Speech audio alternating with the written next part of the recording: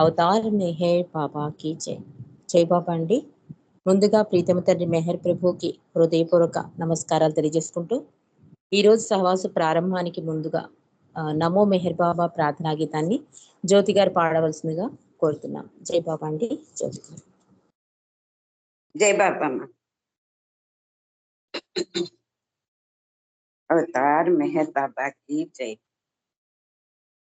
నమో మెహరు బాబా Avatar నమో దేవ దేవా ప్రభు నమో మెహరు బాబా Avatar నమో దేవ దేవా అపార దివ్య కృపా సాగర సకల చరాచర జగదోద్ధార సకల చరాచర జగదోద్ధార నమో మెహరు బాబా అవతార్ నమో దేవ దేవా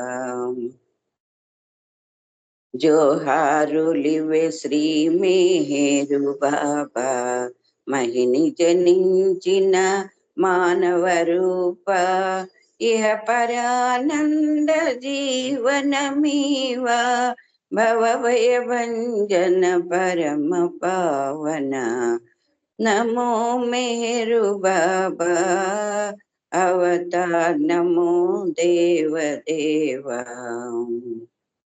అజ్ఞానాంధతనంతము చేసి దివ్య విజ్ఞాన దృష్టిను సంగి హరిషడ్వర్గములంతరింపగా హరిషడ్వర్గము అంతరింపగా అవ్యయ మోక్షం అనుగ్రహింపు నమో మెహరు బాబా అవతార్ నమో దేవ దేవా ప్రభు నమో మెహరు బాబా అవతార్ నమో దేవ దేవా జై మెహర్ బాబా జై జై మెహర్ బాబా జై జై మెహర్ బాబా జై జై మెహర్ బాబా జై జై మెహర్ బాబా జై జై మెహర్ బాబా జై జై మెహర్ బాబా జై జై మెహర్ బాబా జై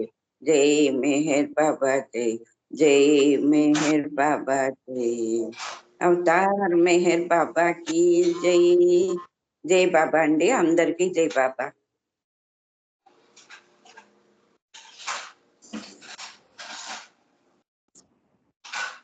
జై బాబా అండి.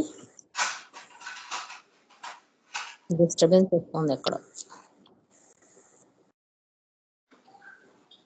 అవతార్ మెహర్ బాబాకి జై. జై బాబా అండి. జ్యోతి గారు ప్రార్థనా గీతంతో ఈరోజు సహవాస్ ప్రారంభించినందుకు జై మెహర్ బాబా. మనం గత కొన్ని రోజులుగా మెహరు మధుబిందువులు అనే యథార్థ సంఘటనతో కూడిన పుస్తకాన్ని చదువుకుంటున్నాం. ఒక ఆపద్బాంధవుడుగా, విధేయత శిక్షకుడుగా, వరప్రసాదిగా, ఆటలాడు చెలికాడిగా, మౌన దుఃఖితుడిగా, క్షమశీలిగా, ఆదర్శ దర్శకుడుగా, ఇంకా న్యాయాధిపతిగా, విశిష్ట సాంకేతిక కార్యక్రమాలు చేసేవిగా బాబాగా, క్రమశిక్షకుడుగా అంటే దగ్గరగా 10 అద్భుత సంఘటనలతో కూడిన బాబా యొక్క ఆ తీరుని, అంటే ఆయన యొక్క కరుణని, ఆయన యొక్క దయని, ఆయన న్యాయ నిర్ణయాన్ని, ఇట్లా మనం చాలా సంఘటనలు వీటి ద్వారా తెలుసుకున్నామండి. ఈరోజు గర్వభంగకుడుగా మెహర్ బాబా అనుంది. దీని గురించి మనం తెలుసుకుందాం. స్టార్టింగ్ ఏం రాస్తున్నారంటే, మెహర్ బాబా తన వద్దనున్న మండలి వారికి కఠినమైన తర్ఫీదు ఇస్తూ, క్రమశిక్షణకు ప్రాముఖ్యతనిస్తూ వారిని తగు మార్గంలో నడిపేవారు బాబా. క్రమశిక్షణకు ప్రాధాన్యతనిస్తూనే వారిని ఎంతో ప్రేమతో ఆదరిస్తూ వారి మనస్సులలో ఈషన్ మాత్రము అహంగాని గర్వంగాని ప్రవేశించనీయకుండా చూసేవారు బాబా. పొరపాటున ఎవరి మనస్సులోనైనా కొద్దిగా గర్వంగాని అహంగాని ప్రవేశించినట్లయితే బాబా మెత్తమెత్తగా వారికి గర్వభంగం చేసేవారు. అటువంటి కొన్ని సంఘటనలు మనం తెలుసుకుందాం రాస్తున్నారు. ముందుగా ఇరిచ్చి విషయంలో జరిగిన ఒక సంఘటన మనం తెలుసుకుందామండి. ఇరిచి ఏంటి, బాబా అవసరాలు కనిపెట్టుకుంటూ ఉండేవాడు. మనందరికీ తెలుసు. నా నా తల్లి అని కూడా బాబా చెప్పారు, నా కుడి భుజం అన్నారు.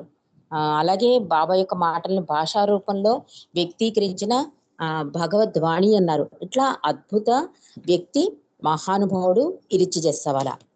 అలాంటి ఆయన ఏంటంటే బాబాకి చాలా పనులు చేసేవారు కదా. ఆ చాలా పనులలో కొన్ని రాశారు ఇందులో. ఏంటంటే బాబాకి స్నానానికి ఏర్పాట్లు చేయడం, ఆయన గది ఊడ్చడం, పెరడు ఊడ్చడం, ఇంకా బాత్రూమ్స్ క్లీన్ చేయడం, ఇలాంటి పనులు చేస్తూ కూడా, అంటే చాలా సంవత్సరాలు అన్ని రకాల పనులు చేస్తూ కూడా ఇంకా ఏం చేసేవాడు ఇరిచి, మస్తుల్ని వెతికేవాడు, బజారు పని చేసేవాడు, కారు డ్రైవ్ చేయడం, కార్లను శుభ్రంగా ఉంచడం, తను డ్రైవ్ చేసేవారే కాక ఇంకా మిగిలిన కార్ల విషయంలో పెట్రోలు ఆయిల్ ఉందో లేదో ఇలా సమస్త పనులు చాలా చకచక హుషారుగా చేసేసేవాట. అనేక పనులు చేస్తూ ఉండేవాడు ఇరిచి. అప్పుడు ఆయన ఏంటంటే యువకుడు, ఆరోగ్యవంతుడు, బలాఢ్యుడు, మంచి శక్తివంతుడు. అందువల్ల బాబా ఏ పని చేసినా నేను చేసేయగలను అనే ధైర్యంతో ముందుకు వెళ్ళిపోతూ ఉండేవాడు. అలా ఉన్న ఇరిచిలో అంటే ఆకుంచ అహం కూడా ఉండకూడదని అతని అహాన్ని ఎలా తగ్గించారు అన్నది ఈ సంఘటన అన్నమాట. బాబా ఏంటంటే అస్తమాడికి ఒక పని మీద ఒక పని అప్పచెప్పిస్తూ ఉండేవారు ఇరిచికి. అలా ఒకసారి ఏంటంటే 10-15 మైళ్ళు సైకిల్ మీద వెళ్ళొచ్చాక అలిసిపోతాడు ఇరిచి. ఇంక ఇవాళ ఏ పని చెయ్యలేను అనుకున్న టైంకి బాబా పని చెప్తారన్నమాట. ఆ పని చెప్పడంలో ఏంటంటే ఇరిచిలో ఉన్న ఆ అహానికి దెబ్బ కొట్టడం అనమాట. కాబట్టి ఆ రోజు ఏం జరిగిందో ఇక్కడ మనం తెలుసుకుందామంటూ, ఇరిచి ఆ రోజు బజారు పనులన్నీ చూసుకుని అలిసిపోయి వచ్చాడు. ఇరిచి అనుకున్నాడు, ఇంక ఈ శరీరం ఏమాత్రం తట్టుకోలేదు, కాసేపు రెస్ట్ తీసుకోవాలని చెప్పి అనుకుంటూ ఉంటే బాబా నుంచి పిలిపొచ్చింట. బాబా పిలిచి ఏమన్నారు ఇరిచితో, అదేం పెద్ద ఇంపార్టెంట్ పని కూడా కాదు, కానీ బాబా చెప్పే విధానం ఎలా ఉంటుందంటే ఇది నువ్వు చెయ్యాలి అన్న ఆర్డర్ వేసినట్టు ఉంటుంది. ఇంక అందులో తప్పించుకుందుకి ఉండదన్నమాట. అలా చెప్తారు బాబా. ఇరిచితో అన్నట్ట, ఇక్కడ నుండి 15 మైళ్ళ దూరంలో ఒక గుడి ఉంది. ఆ గుడికి ఒక పులి వచ్చి ఆ దేవత గౌరవార్థం తన తోకతో ఆ గుడి అంతా ఊడ్చి శుభ్రం చేస్తుందట ఆ పులి ఒక మస్తట, కావలసినప్పుడు రూపం కూడా మారుస్తుందట. ఇదంతా ఎల్చా అనే మండలి సభ్యుడు అనమాట. ఎల్చా చెప్పాడు, నీవు ఇప్పుడు ఇక్కడికి వెళ్ళి నిజ నిజాలు తెలుసుకునిరా అంటారు బాబా. ఎల్చా క్యారెక్టర్ ఎలాంటిదంటే మనకి భారతంలో విదూషకుడు ఉంటాడు కదా, ఆ పాత్ర అనమాట. బాబా ఎప్పుడైనా కార్యక్రమాల్లో అలసిపోయి ఉంటే కొంత తన హాస్యంతో రంగరించి బాబాకి ఉల్లాసం చేస్తూ ఉంటాడు అతను. అంటే ఎల్చా చెప్పే కబుర్లు కథలు కూడా బాబా నవ్విస్తూ ఉండేవి. ఇరిచి అన్నట్ట అప్పుడే 15 మైళ్ళ దూరం సైకిల్ మీద వెళ్ళొచ్చి అలసిపోయి ఉన్నాడు. చాలా కష్టం అనిపించింది బాబా చెప్పిన మాట. ఇరిచి అంటాడు, బాబా అవన్నీ కథలు, నీకు ఎల్చా గురించి తెలుసు కదా, ఇది నువ్వు నమ్ముతావా అంటాడు ఇరిచి. ఏంటి బాబా, ఎల్చా మాటలు మీరు నమ్ముతారా? అతడి తమాషా మాటల గురించి మీకు తెలియదా అంటాడు ఇరిచి. బాబా అంటారు, ఎల్చా చేసే తమాషాలు నాకు తెలుసు, కానీ ఆ కథ ఊళ్ళో చాలా మంది నమ్ముతున్నారు, చిన్న పిల్లలకు సైతం ఆ కథ తెలుసు అంటారు బాబా. లేదు ఎల్చా మాటల సంగతి నాకు తెలుసు, కానీ ఊళ్ళో వాళ్ళు కూడా చెప్పుకుంటున్నారు, ఊళ్ళో కథలుగా చెప్తున్నారు, పిల్లలు చెప్తున్నారు, కాబట్టి ఇది ఏంటి అసలు నిజమా కాదా అదొక్కటి తెలుసుకుంటా, ఇంకేం చెయ్యొద్దు అంటారు బాబా ఇరిచితో. ఇరిచికి ఇంకా తప్పదనమాట. ఇంకా బాబా అలా అనేసరికి వెళ్ళాలి కదా, సరే అని చెప్పి బాబాకి చెప్పి ఆ ఊరు వెళ్తాడు.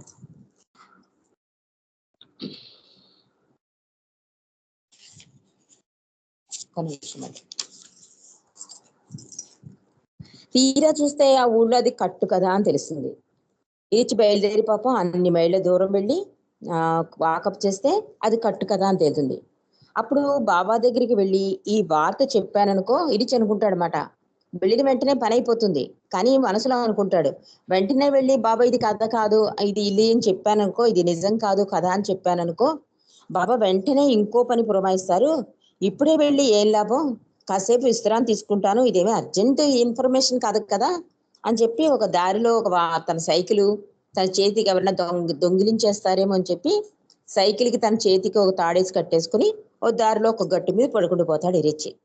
తర్వాత నిదానంగా వెళ్తాడు. అప్పటికే బాబా 2-3 సార్లు ఇరిచి గురించి అడుగుతూ ఉంటారు. తీరా బాబా దగ్గరికి వెళ్ళేసరికి బాబా అడుగుతారు, ఏంటి దాని సంగతి ఏంటి? ఎంతో ఉత్సాహంగానో ఇరిచిని చూడగానే. అడిగితే, అబ్బా బాబా అదంతా కట్టు కదా, పులి లేదు గిలి లేదు, నేను ముందే చెప్పాను కదా బాబా అంటాడు ఇరిచి, కొంచెం విసుగ్గా కూడా. మరి ఇంత ఆలస్యమైంది ఎందుకు? బహుశా దాని గురించి వివరాలు చెప్పేవారి కొరకే తిరుగుతున్నావు కాబోలు అన్నారు బాబా. అంటే పడుకుండిపోయాడు కదా గట్టు మీద, వెంటనే వచ్చి బాబాకి చెప్పలేదు. బాబాకి అంతా తెలుసు కనుక ఇంకా ఇన్ఫర్మేషన్ కోసం మరి వెంటనే తెలిసినప్పుడు రావాలి కదా అన్నట్టుగా. మరి నువ్వు అలా అన్నావు కరెక్టే, ఇది కథ బాబా అంతా కట్టుకథ అంటున్నావు, కానీ ఇంకా వివరాలు చెప్పేవారి కొరకే తెగడం వల్ల ఆలస్యమైంది అనుకున్నాను అన్నారు బాబా. లేదు బాబా, నేను వెళ్ళిన వెంటనే తెలిసిపోయింది విషయం, అందువల్ల నేను కొంచెం సేపు విశ్రాంతి తీసుకుని వచ్చాను. మరి అయితే ఆలస్యం ఎందుకు అయిందంటే అప్పుడు చెప్తున్నాడు అనమాట. వెంటనే ఆ విషయం తేలిపోయింది కానీ బాబా వెంటనే రాలేదు, ఇలా పడుకుని పోయాను అని చెప్తాడు. బాబా అంటారు, అంటే కొంచెం ఆ ఆ, అంటే ఆయన అయిష్టాన్ని చూపిస్తూ వెంటనే వచ్చి చెప్పాలి కదా, అది విధేయత కదా. అతనిలో ఉన్న అహం కోసమే బాబా చేసిన ఈ పని, కానీ అతనికి అది తెలియదు.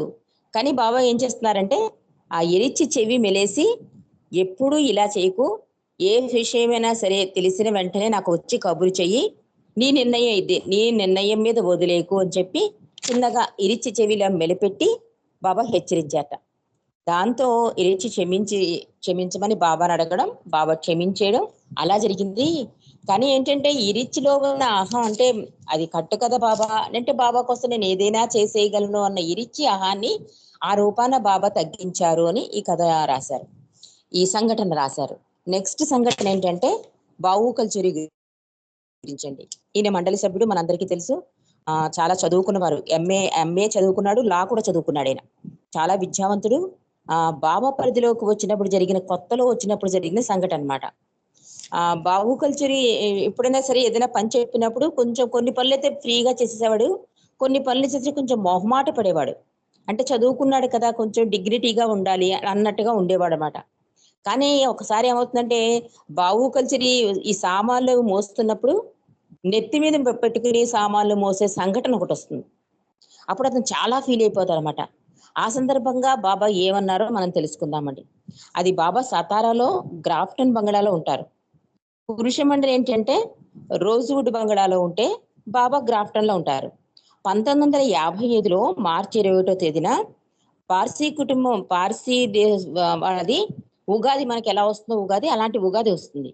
వాళ్ళు ఏంటంటే ఫలూడా అని ఒక తీపి పదార్థాన్ని తయారు చేసుకుంటారు. బాబా వచ్చి బాబు కల్చర్తో అంటారన్నమాట, నువ్వు గ్రాఫ్టన్ బంగ్లాకి వెళ్ళి ఆ ఫలూడా తీసుకురా, మన అందరం తిందాము అని. సరే, బాబా చెప్పారు కదా, వెంటనే బాబు కల్చరి ఆ గ్రాఫ్టన్ బంగ్లాకి వెళ్తాడు.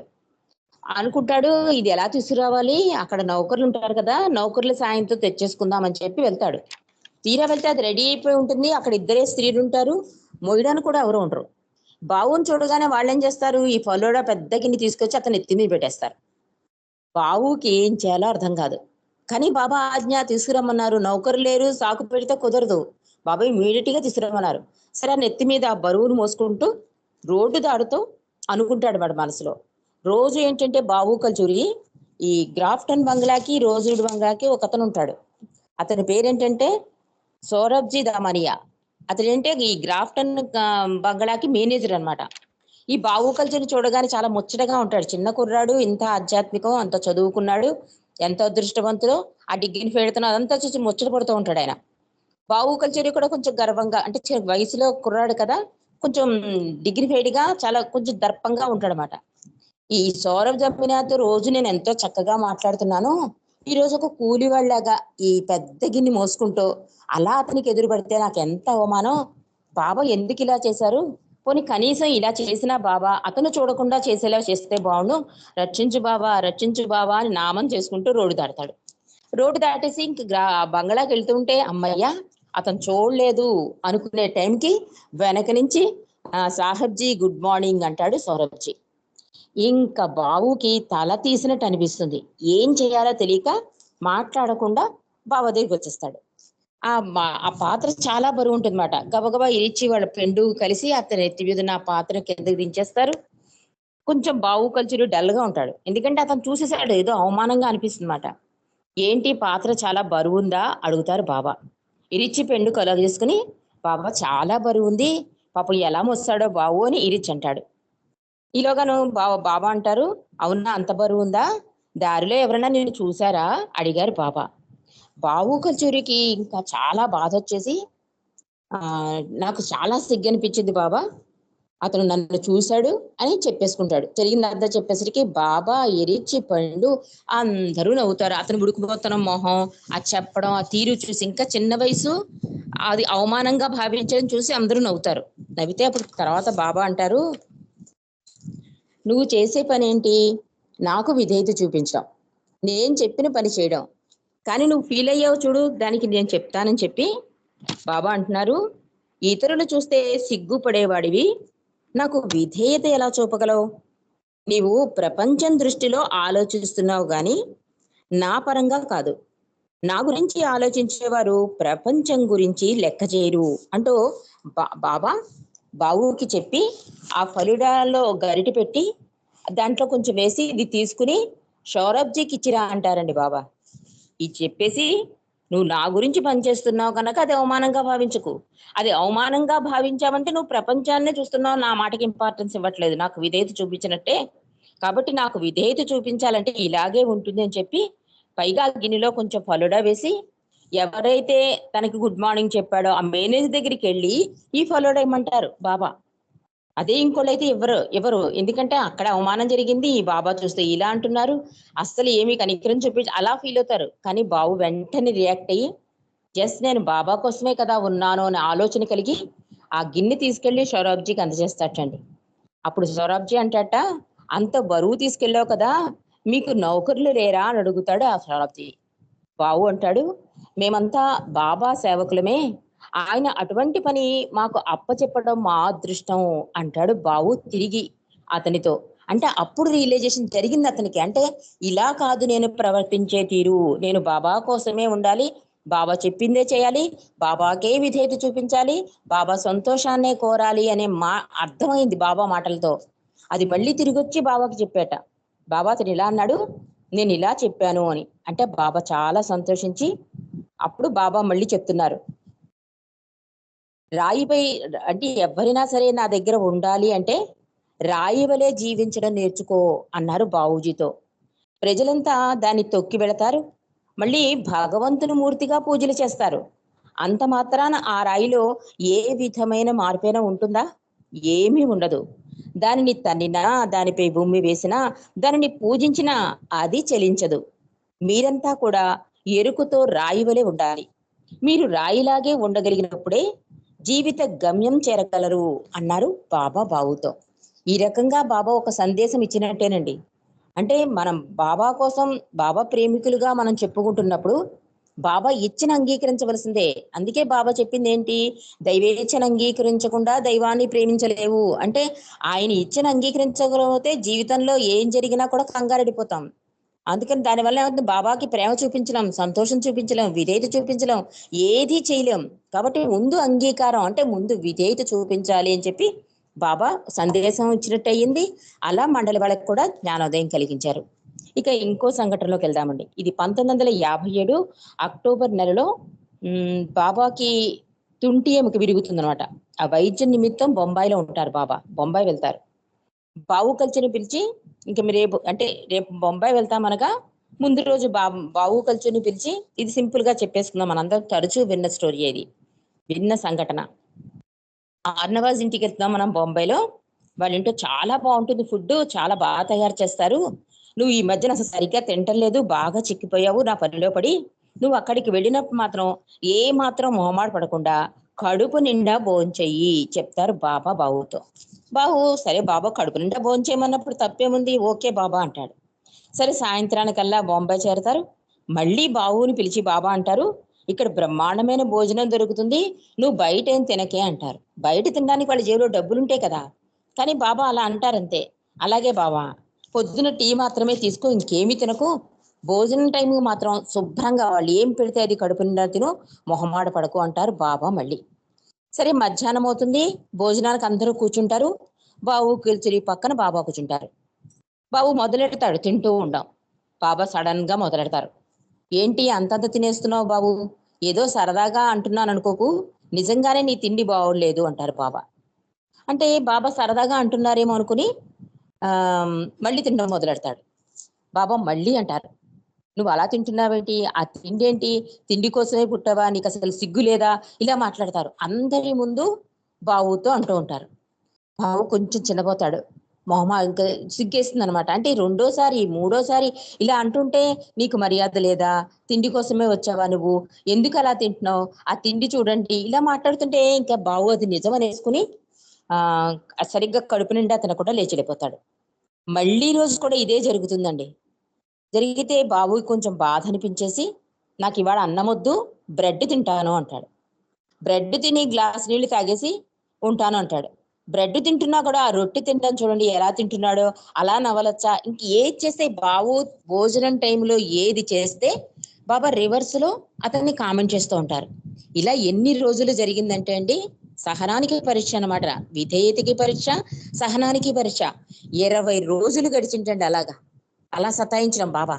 ఇంకా తట్టుకోలేక బావు ఒక రోజు రాత్రి పడుకున్నప్పుడు అనుకుంటాట, హాయిగా కూలి వాళ్ళు నయం, వాళ్ళు రోడ్డు పక్కన పడుకున్నా కూడా రోజంతా కష్టపడి ఆ కష్టపడి డబ్బులతో తినేసి హాయిగా వెళ్ళి పడుకుంటారు. వాళ్ళకి ఇంచక ఏ బాధ లేదు, ఏం అశాంతి లేదు.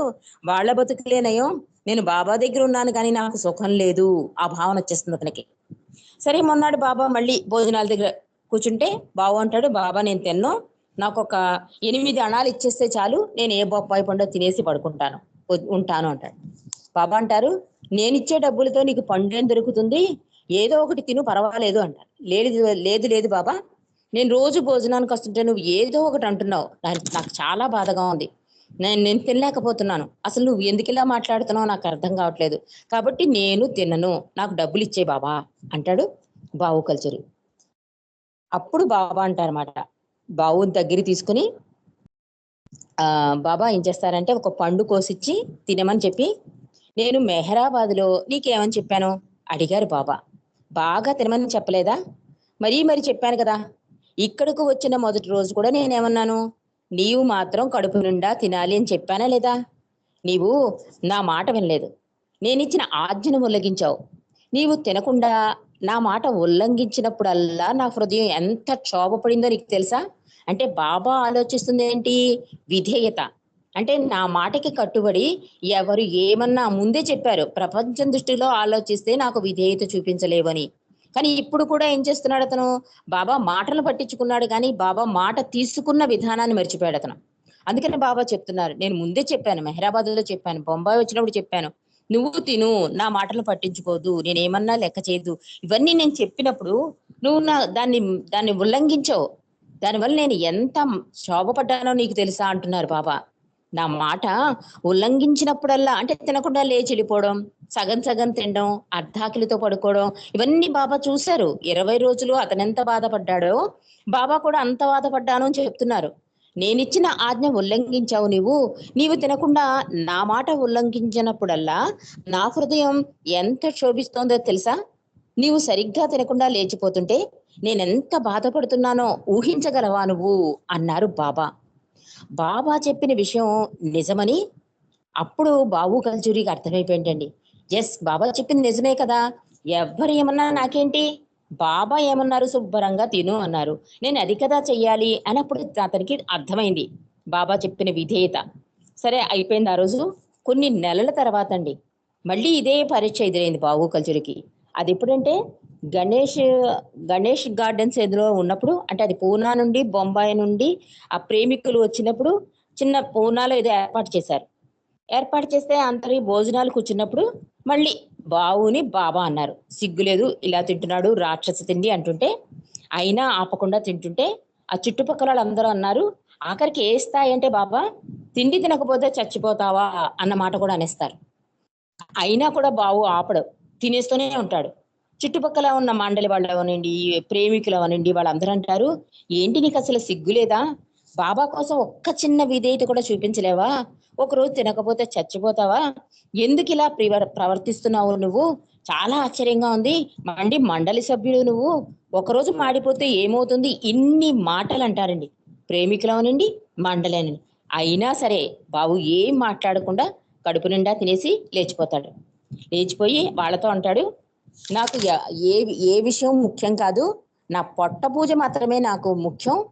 పైగా నేను చేస్తుంది బాబా కోరికకు వ్యతిరేకంగా మాత్రం కాదు అని చెప్పేసి బయటకు వచ్చేస్తాడు. అంటే బాబా కోరికకు వ్యతిరేకం కాదు అంటే బాబా ఏమన్నారు, నేనేమన్నా కూడా నువ్వు శుభ్రంగా తిను, కడుపు నిండా భోంచెయ్యి, నా మాటలను లక్ష్య పట్టకు, నేనేమన్నా కూడా అంటే అది బాబా కోరిక కదా. బాబా శుభ్రంగా తిను అన్నారు తప్ప ఇంకేమీ మాట్లాడొద్దన్నారు, దేన్ని పట్టించుకోవద్దన్నారు. కాబట్టి నేను బాబా కోరికకు వ్యతిరేకంగా మాత్రం చేయలేదు, నేను చేసింది కరెక్టే అని చెప్పేసి వాళ్ళకి సమాధానం ఇచ్చేసి ఆ సంగతి బాబా దగ్గరకు చెప్తాడు. బాబా బావుని చాలా సంతోషపడి గట్టిగా దగ్గరికి తీసుకుని కౌగిలించుకుని బాబా అన్నారు, ఈరోజు నీవు నన్ను చాలా ఆనందపరిచావు, నీ ప్రవర్తన నాకు నచ్చింది, ఎంత అవమానపరిచినప్పటికీ 100కి 100 పాళ్ళు నీవు నాకు విధేయత చూపావు అన్నారు బాబా. అంటే బాబాకి కావాల్సింది ఏంటంటే బాబాకి తప్ప ఇంకెవరికి ఏది ఇంపార్టెన్స్ ఇవ్వకూడదు అనమాట. ఒక విధేయతైన, ప్రేమైన, సర్వార్పణ అన్నిటికీ కూడా బాబాకే మొదటి స్థానం. అలా ఇచ్చి ఉండడం అన్నది 100% ఇచ్చేస్తుందండి. మనం ఏదైనా ఒకసారి బాబాకే ఫస్ట్ ఇంపార్టెన్స్ కనుక ఇచ్చేస్తే, బాబాకే ఫస్ట్ ఇంపార్టెన్స్ కనుక మనం ఇచ్చేస్తే కనుక 100% బాబాకు అందుతుంది. మన ఒక ప్రేమలోనో కానీ, విధేయతలో కానీ, సర్వార్పణలో కానీ. అందుకే బాబా యథార్థ ప్రేమ, యథార్థ నిగ్రహం అని చెప్పి 7 రియాలిటీస్ లో ఇచ్చారు చూడండి. దాని అర్థం ఇదనమాట. బాబా చాలా సంతోషించి, నాకు చాలా సంతోషాన్ని ఇచ్చావు, ఆలింగనంతో పాటు 100కి 100 పాళ్ళు నాకు విధేయత చూపావు అని చెప్పి బావుతో అన్నమాట. ఎంత అద్భుత భాగ్యం బావుకు కలిగింది. అది ఆ కృప కూడా ఆయనే ఇవ్వాలండి. రాకపోతే మానవ మాతృడుగా అతను ముందు పాపం బాధపడ్డాడు, తర్వాత అర్థం చేసుకున్నాడు. అది బాబాకి కూడా బాధ కలిగించిన నా అవిధేయత వలన బాబా బాధపడ్డారని అతనికి అర్థమైంది. వెంటనే బాబాకి నచ్చినట్టుగా ప్రవర్తించాడు. ఈ సంఘటన ద్వారా మనకు అవగతమైంది ఏంటి అంటే, బాబాకే మొదటి స్థానం ఇస్తే కనుక బాబా ఏదైతే కోరుతున్నారో అది 100% బాబాకి ఇవ్వగలం అని చెప్పడం అన్నది నాకు ఇక్కడ అర్థమైంది. ఇక ఇంకో సంఘటన మనం తెలుసుకుందామండి. ఇంకో సంఘటనలో ఏంటంటే, బాబా ఏంటంటే మత్తుల కోసం తిరుగుతూ ఉండేవారు కదా. ఆ మండలి వారి బలహీనతల్ని తగ్గించేవారు బాబా. వాళ్ళు ఏదైనా బలహీనత ఉంటే, అంటే వాళ్ళకి ఒక్కొక్కసారి మేం గొప్పవారం అనే అహంకారం పొడచూపుతూ ఉండేది. అలాంటి టైములో ఆ భావన లేకుండా బాబా ఏదో రకంగా సున్నితంగానో, గట్టిగానో, కొంచెం కఠినంగానో వాళ్ళలో మార్పు తీసుకొచ్చేవారు అనమాట. ఒకసారి మస్తుల కొరకు ఊరూరా తిరిగే రోజుల్లో బాబా ఇరిచి ఇంకా 2 మండలి వారు కలిసి ఒక పల్లె నుండి ఇంకొక పల్లెకు అర్ధరాత్రి ఎడ్ల బండిలో వెళ్తున్నారండి. బాబా బండి లోపల విశ్రాంతి తీసుకుంటున్నారు. వీరు ముగ్గురు బండి చివరగా కూర్చుని, అప్పుడు రోడ్డు సరిగ్గా ఉండవు కదా, ఎగుడు దిగుడు రోడ్లో కొంచెం అంచు చివరిలో కూర్చుని ప్రయాణం చేస్తున్నారు.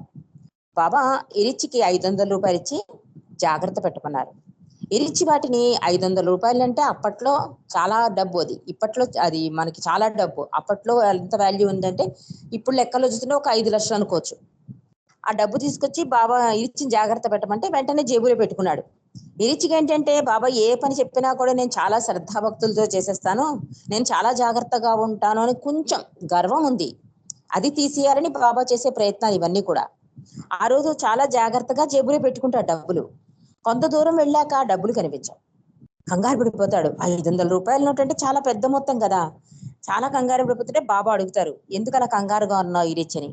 అడిగితే బాబాకి నెమ్మదిగా చెప్తాడు, ఇలా 500 రూపాయలు అది కనిపించట్లేదు నాకు బాబా, ఒకసారి బండి ఆపండి, నేను వెనక్కి వెళ్ళి వెతుకుతాను అంటే బాబా అంటారు, లేదు లేదు, నువ్వు కంగారు పడకు, ముందుకే వెళ్దాం అంటారు బాబా. ఇరిచి మాత్రం చాలా బాధపడతాడు, అయ్యో 500 అనవసరంగా పోగొట్టుకున్నాము. వీళ్ళు ఆ గమ్యానికి వెళ్ళి మస్తు కోసం వెళ్తున్నారు కదా ఎడ్ల బండిలో, ఆ మస్తు దగ్గరికి వెళ్ళి ఆ కార్యక్రమం చేసేసి వెనక్కి తిరిగి వస్తారండి. వీళ్ళు ఎక్కడైతే డబ్బు తిరిగిపోయినట్లు చూసుకున్నారో అక్కడి నుండి మండలిలో ఒకరైన చెగను బ్యాటరీ లైట్ వేసుకుని వెదకడం మొదలెట్టేట. వీళ్ళు డబ్బు వదిలేసుకున్నారు కదా, అక్కడి నుంచి వెదకడం మొదలెడితేటండి, ఎక్కడైతే వీళ్ళు డబ్బు పడేసుకున్నారో అక్కడ కట్లెట్ అండి. 500 రూపాయలు అంటే మరి చిల్లర అయి ఉండొచ్చు, 1 రూపీస్ 2 రూపీస్ ఉంటాయి కదా, అలా నోట్ల కట్టబడంగా రోడ్డు మీద పడి ఉందిటండి. అలాగే అక్కడే వీళ్ళు ఎక్కడైతే జారు విడుచుకున్నారో ఈ చెగన్ బ్యాటరీ లైట్తో వెలిగితే అక్కడే కనిపించింది ఆ డబ్బు. అప్పుడు ఇరిచి అమ్మయ్య డబ్బు దొరికిందని చెప్పి చాలా రిలీఫ్ ఫీల్ అయ్యాట. అప్పుడు ఇరిచికి అర్థమైంది.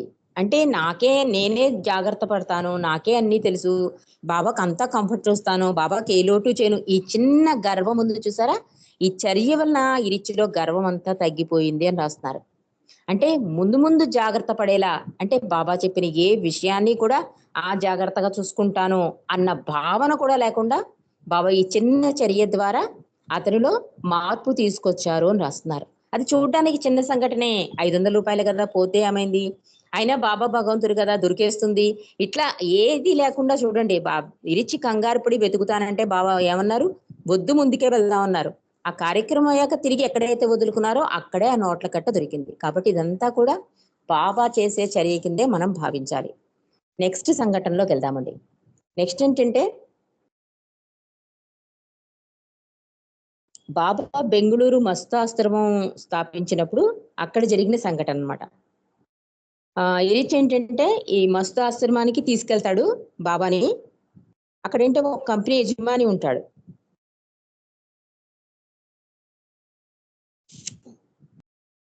ఒక్క నిమిషం.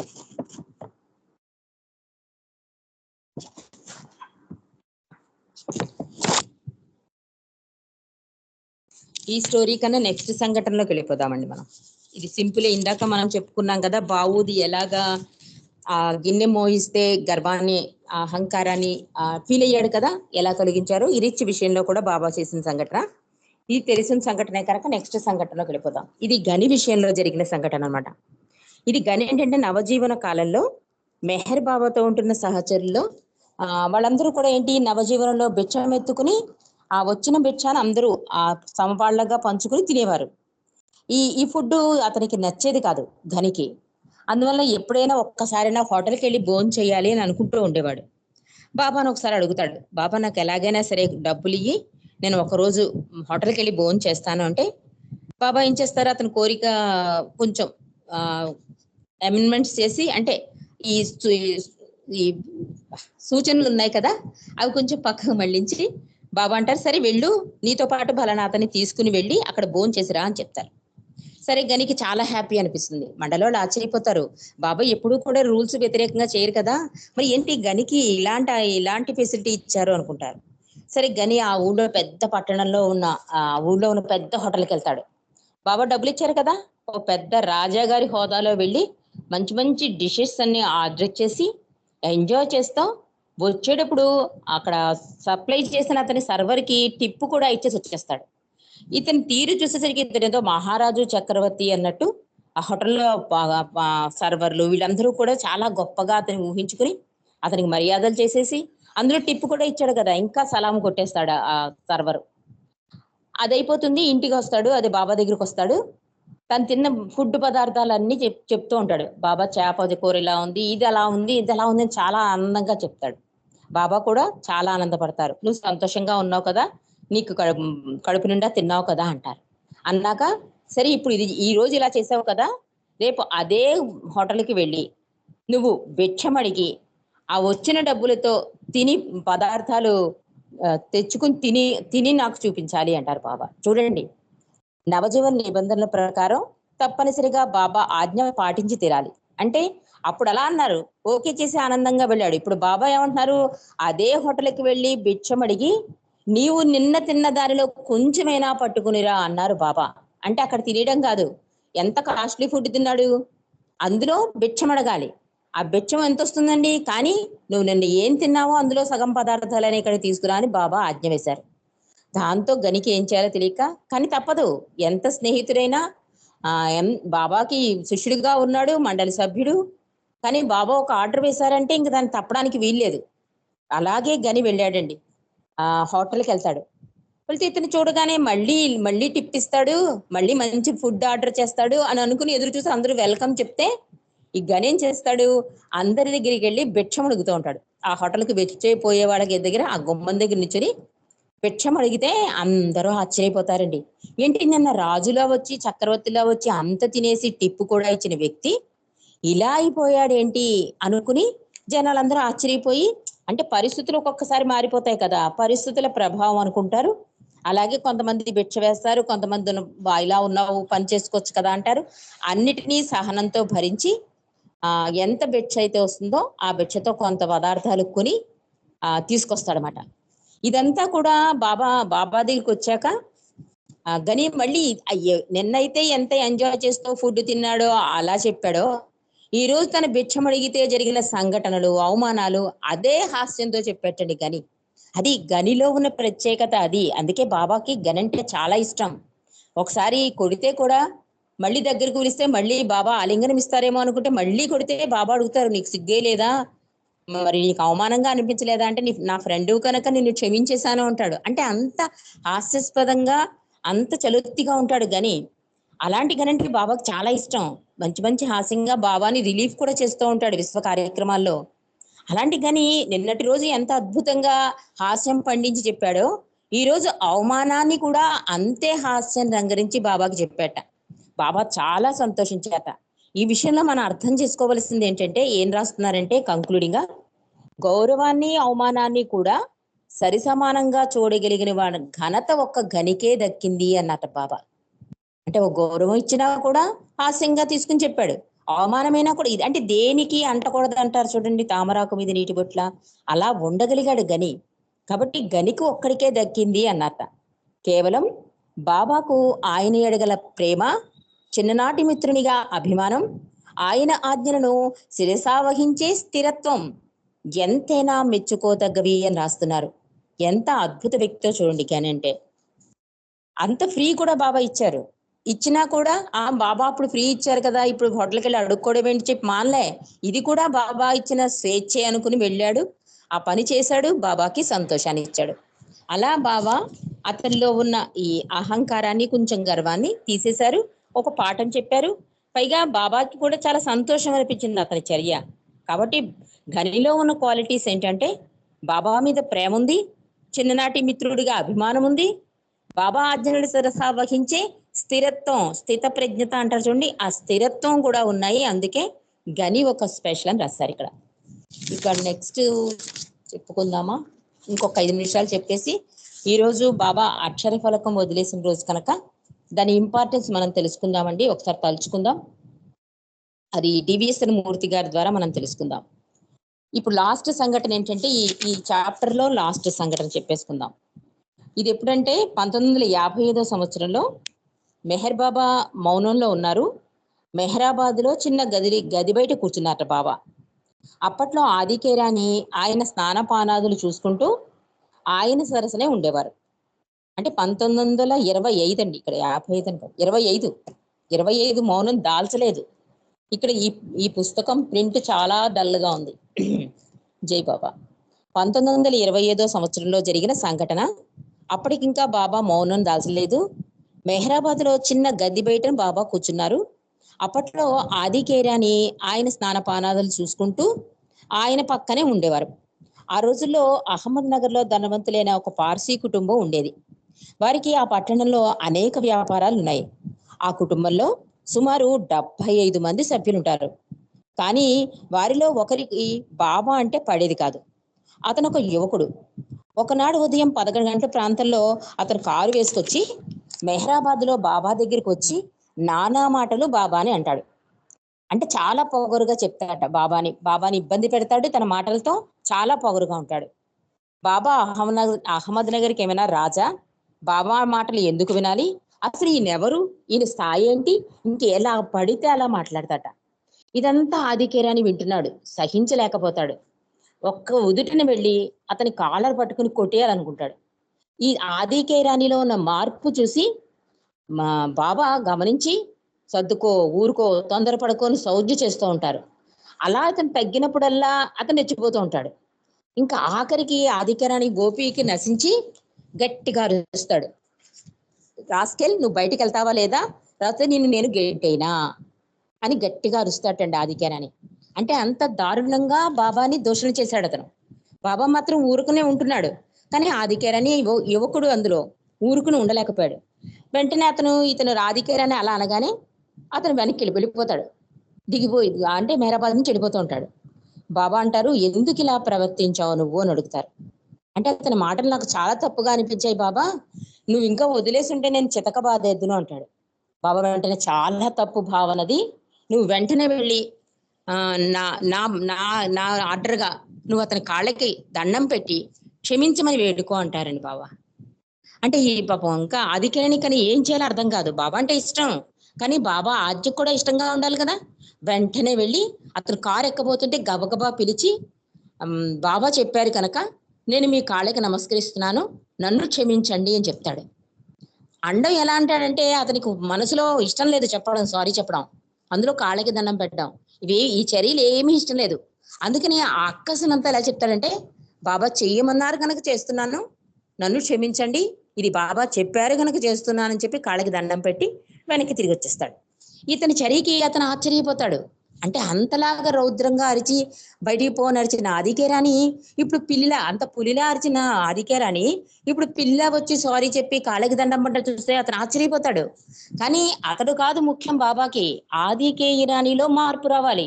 అంత తొందరపాటు, అంత కోపం, అంత ఆవేశం ఆ వయసులో పనికిరాదు. అతనికి అది నేర్పించాలని చెప్పడం కోసమే బాబా అతని కాళ్ళకి దండం పెట్టించారు. రాగానే ఆదికేరాని అడుగుతారు, నువ్వు నేను చెప్పినట్టు చేసావా అంటే చేశాను బాబా. ఇంకేం చేసావు? నువ్వు నేను చెప్పినట్టేనా, నేను ఎలా చేయమన్నా అలాగే అంటే బాబాకి తెలిసిపోయింది అతనికి మనసులో సారీ చెప్పే ఉద్దేశం లేదు, నేను చెప్పమన్నాను గనక చెప్పాడు అని బాబాకి తెలుసు. నువ్వు మనస్ఫూర్తిగా చెప్పావా లేదా అంటే అప్పుడు చెప్తాడు, బాబా నాకు ఇష్టం లేదు, కానీ నువ్వు అలా చెప్పమన్నావు కనుక, బాబా చెప్పమన్నారు కనుక చేశాను అన్నాను బాబా అంటాడు. అప్పుడు బాబా అంటారన్నమాట, నువ్వు అలా అనకుండా ఉండవలసింది. అంటే అది నిజమైన క్షమాపణ చెప్పడం కాదనమాట, అయిష్టంగానే చెప్పడం. దానివల్ల అలా క్షమించబడతాడు. హృదయపూర్తిగా చెప్పుంటే బాగుండేది, నువ్వు అలా చెప్పకుండా ఉండవలసింది, నువ్వు చెప్పే విధానం అది కాదు అని చెప్పారట బాబా.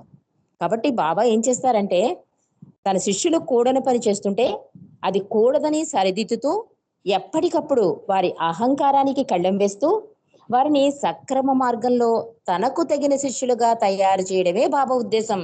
అంతేకాని వాడు వచ్చి నన్ను తిట్టేశాడు, వాడిని కొట్టేయాలి, వాడిని విడిచేయాలి, అది వాడి ఆ పర్సనాలిటీ గురించే ఆలోచన లేదు బాబాకి. కేవలం ఆదికేయరానిలో మార్పు రావాలి, తన శిష్యులు సక్రమ మార్గంలో నడవాలి. అంటే బాబా శిష్యులు, బాబా మండలి అంటే ఒక స్థాయిలో ఉండాలి కదా. ఇలా చిన్న చిన్న వాటికి కోపం పడిపోయి ఆవేశపడిపోతే అది సరైన మార్గంలో నడిపించదు, అదంతా కూడా చాలా తప్పు మార్గంలో వెళ్తుంది. కనుక బాబా ఎప్పుడూ కూడా ఇలా చిన్న చిన్న విషయాలు, ఇప్పుడు బాబూజీ విషయమే చూడండి, ఆ ఫలోడా పాత్రను మోసినంత మాత్రాన అందులో ఏం పెద్ద తప్పు కాదు, కానీ అతనిలో ఉన్న చిన్న అహంకారం. ఈ రిచి విషయంలో కూడా నేను ఎంతో జాగ్రత్త తీసుకుంటాను అన్న చిన్న అహంకారం. అలాగే గనిలో కూడా ఆ స్నేహానికి ఎంత ఇంపార్టెన్స్ ఇస్తాడు అతను, బాబా ఆజ్ఞని ఎంత విధేయత చూపిస్తాడు అందరికీ తెలియజేయడం కోసం గని విషయంలో జరిగింది. అలాగే ఈ ఆదికేరాని విషయంలో కూడా ఆ చిన్న వయసులో అంత కోపం అవసరం లేదు అని చెప్పడం కోసం బాబా చేసిన ఈ చర్య. ఇలా చిన్న చిన్న విషయాల్లో బాబా తాను స్వయంగా కల్పించుకుని వాళ్ళని సక్రమ మార్గంలో పెట్టడం కోసమే బాబా ప్రయత్నం చేస్తారండి. అవతార్ మెహర్ బాబా కీ జై. రేపు మానవ లక్షణ ప్రదర్శన అని చెప్పి దాని గురించి రేపు చదువుకుందామండి. మరి ఈ రోజు ఇంపార్టెన్స్ మనకు తెలుసు కనుక ఈ అక్షర ఫలకం గురించి టీవీఎస్ఎన్ మూర్తి గారు మనకి తెలియవరుస్తారు. జై బాబా అండి. మూర్తి గారు. అవతార్ మెహర్ బాబా కీ జై. అందరికీ జై బాబా అండి. మన ప్రీతముల కృపా విశేషం